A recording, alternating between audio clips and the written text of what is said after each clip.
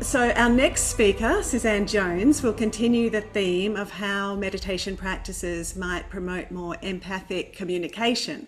Suzanne is a professor of communication studies at the University of Minnesota, and she will discuss how we can improve the ways that we connect, support, and behave towards each other. So we're really delighted to have you with us. Welcome, Suzanne. All right. Thanks, everyone, for inviting me. So really appreciate this. And also to the most amazing skilled way of arranging the presentations, because I want to build exactly on what's been said so far and focus particularly on communication, which is something that eludes a lot of people who tend to focus more on social psych.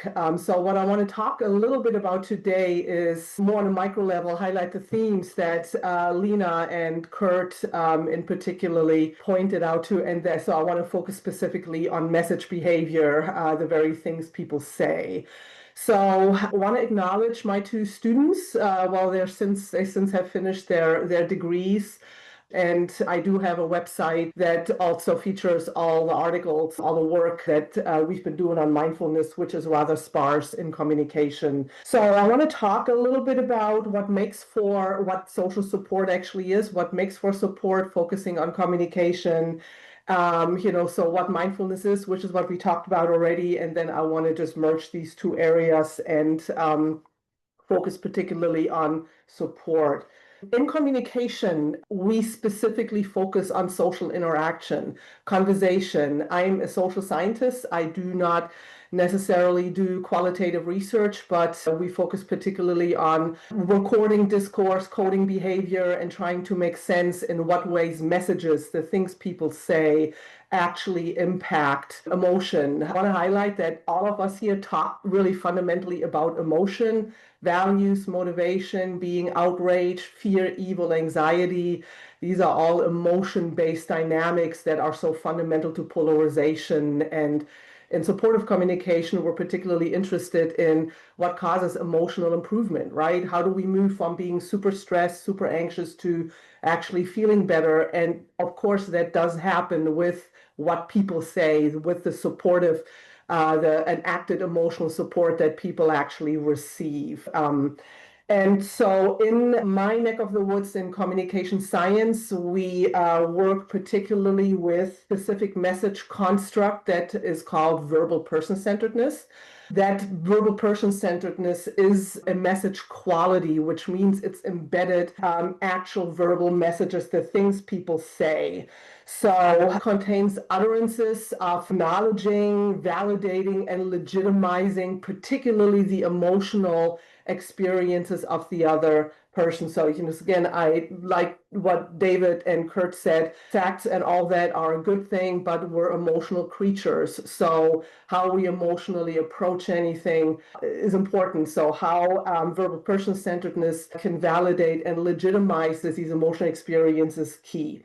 So, for example, highly person-centered messages may ask, how is this for you? All kinds of sense that you're upset. I get you. I get what you're going through. You have all the right to be angry. Let's talk about this, right?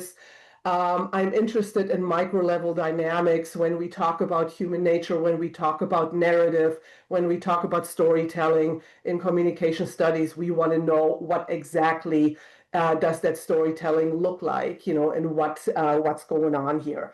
Low person-centered messages are also feeling-centered, however, in the opposite direction, right? Minimizing, don't worry about it, it's no big deal, right? If you happen to eat all the entire pint of ice cream last night and you want more and your partner says, get over it, you got enough, go to bed, right? So low person-centered messages are a-okay. So I want to stress that highly person-centered, low person, there is no right or wrong here, right? It's just the nature of in what ways emotions are acknowledged here. Moderate person-centered messages are non-feeling centered, simple sympathy statements such as, I'm so sorry you're going through this right now. So you can imagine most of us fall on using moderately person-centered messages.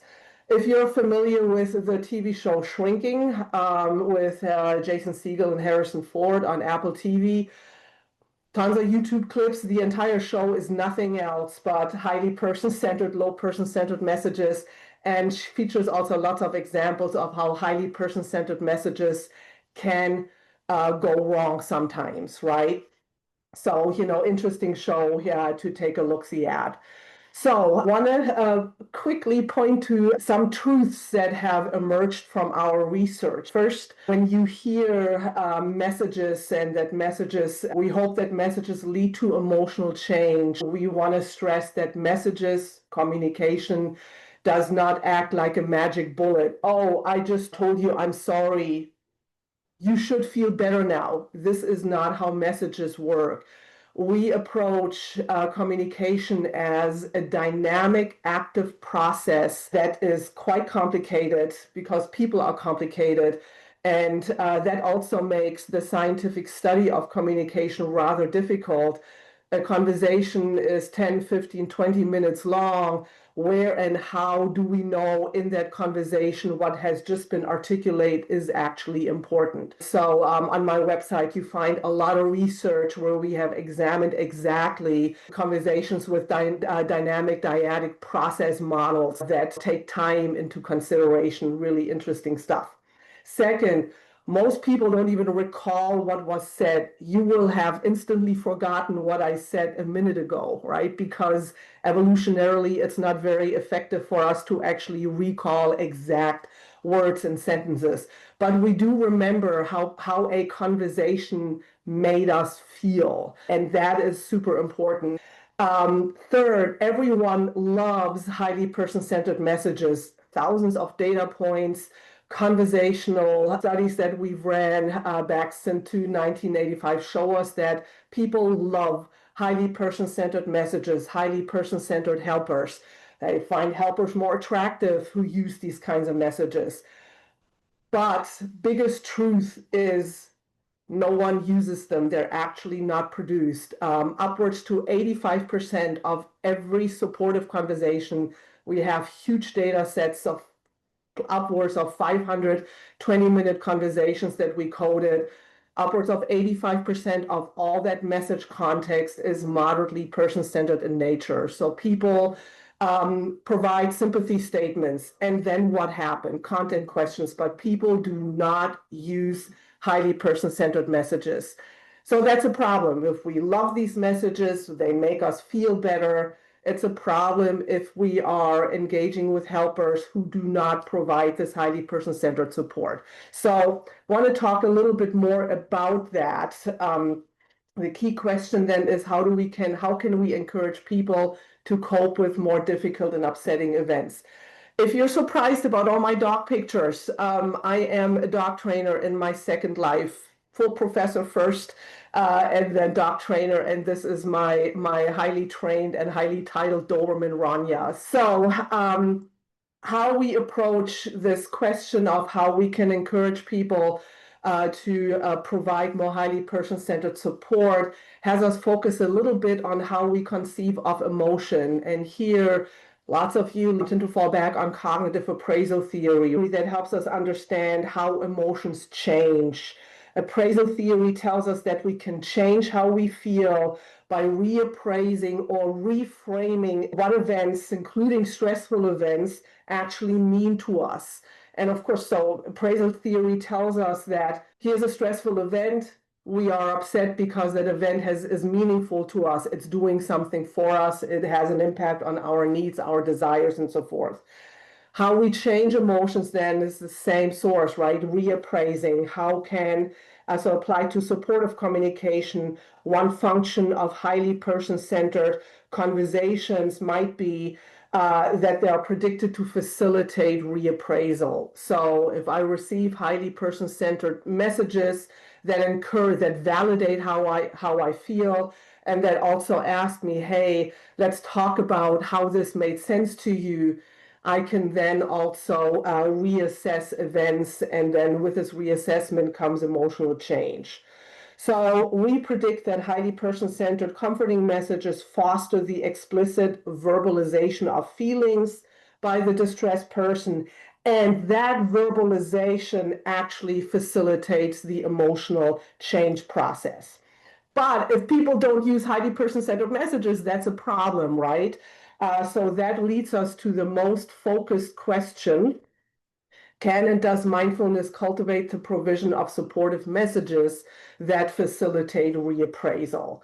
And don't want to, belabor you with how we view mindfulness. I'm sure you are familiar with how we understand mindfulness along the lines of the 5 facets. And these 5 facets kind of coalesce into 2 overarching constructs of attention, awareness, and acceptance. When we ask the question, how can mindfulness assist the reappraisal process? We have to take a look-see at interpersonal mindfulness, which is very recent, nascent, brand new research that actually pulls mindfulness in this dyadic process and focuses particularly on raising awareness, not only about self, but also others during social interaction.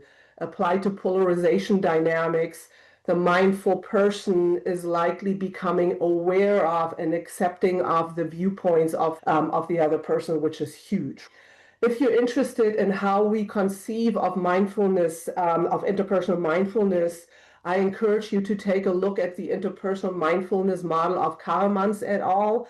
2017. I have this work in my references if this PowerPoint is shared.